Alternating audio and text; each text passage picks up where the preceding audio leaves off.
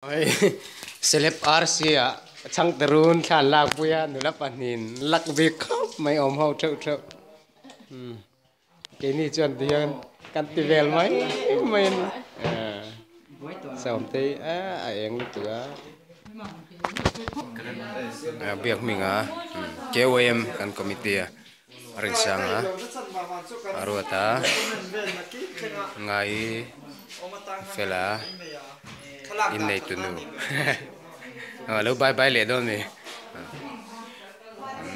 bye bye anhดูđi ôi nar của khăn bye bye rồi đấy apa han fel đều đều tak sang hay bye bye về lúc đó nè bye bye về rồi mấy cái chừng xong tới bye bye rồi đấy yes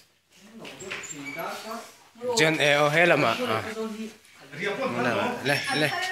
bye bye bye bye bye bye bye bye avan thime le bye bye tiro le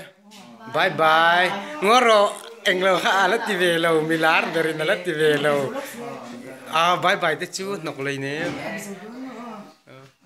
bye bye rồi cái này mình nói phone nó một đàn tiếp tục ăn ngày tuổi thôi thì bye bye rồi lâu bye bye rồi Meta bye bye lo lom le hay kan vice president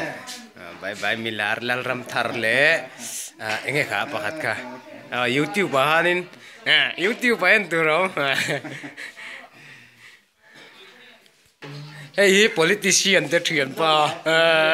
again lo ka kampial tu mele la ni tu khen dậy dậy ơi quay tục thịt ta ơi